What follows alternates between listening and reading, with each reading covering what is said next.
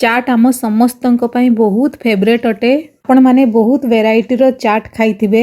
आज आमे बनेइबा बिल्कुल डिफरेंट यूनिक पाउरुटी किंबा ब्रेड रो चटपटा चाट। एहाकू बनेइबा जेतिकी सहज एवं सिंपल अटे, खाइबा को सेतिकी स्वादिया होइथाए। तेबे चालंतु ब्रेड चाट बनेइबा।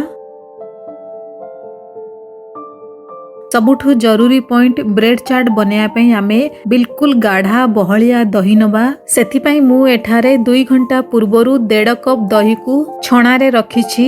एठारे आपण देखि पारुथिबे दही रे थिबा एक्स्ट्रा पानी छाणी होई अलगा होई जाईछि। बिल्कुल एई भली गाढ़ा बहलिया दही नेबे। एबे आमे एई गाढ़ा बहलिया दही को गोटे बासन रे काढी नबा।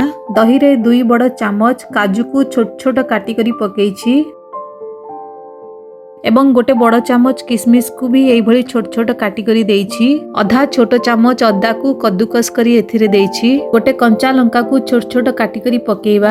आधा छोट चामच गोलमरीच गुंड पकेइछि। आपण एथिरे आधा छोट चामच चिली फ्लेक्स भी पकेइ परिबे। ताजा फ्रेश धनिया पत्र को भी छोट छोट काटी करी पकेइछि। गोटे छोट चामच चीनी गुंड देइछि। आधा छोट चामच लूण देइछि। एबे आमे सब को गोळेइ नबा। दही रे सब को गोळेइ सारिबा परे याकू साइड रे रखिबा। एबे आमे गोटे बासन रे गोटे गिना बेसन नबा। स्वाद अनुसार लूण दबा। अल्प किछि हळदी गुंड देइछि। अल्प किछि लाली लंका गुंड भी देइछि। तापरे अल्प किछि हिंगु देई सुखिला रे सबकु थरे गोळेइ नबा। एबे आमे एथिरे अल्प अल्प पानी देई बेसन एवं पानी रो गोटे पतला घोळ किंबा बैटर आमे बनेइबा।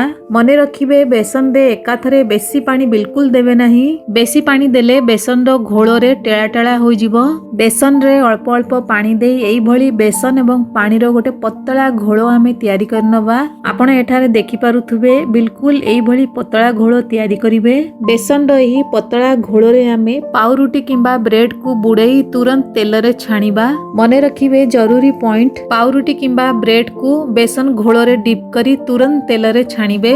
बेसन रो घोळ को आमे 10 रु 15 मिनिट पई सेट होबा पई छाडी दबा। मु एठारे बड़ साइज रो धळा पाउरुटी किंबा ब्रेड नेछि। आपण अटा रो ब्राउन कलर ब्रेड भी नै परिबे। एबे हमें कौन करिबा ना ब्रेड को एई भली ग्लास साहाय्य रे गोल गोल शेप रे कट करि नबा। आपण गिना साहाय्य रे भी ब्रेड को गोल गोल करी कट करि परिबे। ब्रेड को मु एई भली भाबरे गोल गोल करी कट करि नेछि। बाकी ब्रेड रो जो एक्स्ट्रा बळका पार्ट को आपण मिक्सर रे ग्राइंड करी ब्रेड क्रम बनेई कटलेट आदि रे व्यवहार करि परिबे। एबे हमें एही ब्रेड रो गोटे स्लाइस नबा। ता ऊपर हमें जो दही रो मिश्रण तयारी करथिले सेथिरु 1.5 चामच नेई ब्रेड रो स्लाइस ऊपर एभली रखिबा। मने रखिबे जरूरी पॉइंट ब्रेड रो स्लाइस रो मझिरे ही दही रो मिश्रण को रखिबे। तापरे आउ गोटे ब्रेड रो स्लाइस नहीं ता ऊपर हालुका हाथ रे एभली चापी करी रखि दबा। दही रो मिश्रण ब्रेड रे जेतिकी आसीबो सेतिकी ही देबा। एवं आउ गोटे कथा मने रखिबे ब्रेड रो मझी भाग को बेसी जोर रे चापीबे नहीं, नहले कोन होबो ना दही रो मिश्रण साइड साइड रु बाहरी जाई पारे। एमिति भी यह बहुत आराम से सहज रे स्टिक होई जाई थाए। माने आपण को बेसी जोर दबा को पड़िबो नहीं। तेबे एई भली भाबरे दही रो मिश्रण को आमे दुईटी ब्रेड रो मझिरे देई ताकू हालुका हाथ रे एभली प्रेस करनबा। एई भली भाबे सबु ब्रेड को आमे रेडी करी रखिबा। मु एठारे गैस ऑन करी तेल को गरम करिबा पई रखि देइछि। वर्तमान तेल भलो भाबरे गरम होई जाईछि। रेडी करी रखितिबा ब्रेड को एई भली भाबे जेउ बेसन रो घोळ आमे तयारी करथिले सेथिरे ब्रेड को बुडेई तापरे तुरंत बाहर करी तेल रे देई छाणीबा। आपण चाहिले ब्रेड को सेलो फ्राई करि परिबे किंबा एयर फ्राई भी करि परिबे किंबा एई भली डीप फ्राई भी करि परिबे। मीडियम हाई फ्लेम रे ब्रेड रो दुई साइड भलो भाबरे बढ़िया गोल्डन ब्राउन कलर आसीबा पर्यंत छाणीबा। बेसन रो एभली पतला घोळ रे ब्रेड को बुडेई तेल रे छाणीले ब्रेड बहुत बढ़िया क्रिस्पी कुरकुरी होई थाए एवं तेल भी पिएनी, सहज रे छाणी भी होई जाए।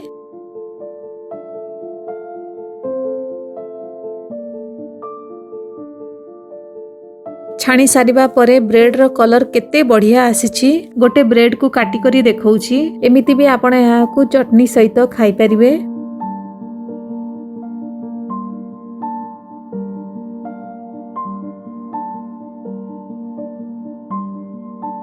आज आम एथिरे चाट बनेइबा। प्लेट रे छणा ब्रेड को रखिबा। ब्रेड ऊपरे मीठा ठंडा दही पकेइबा।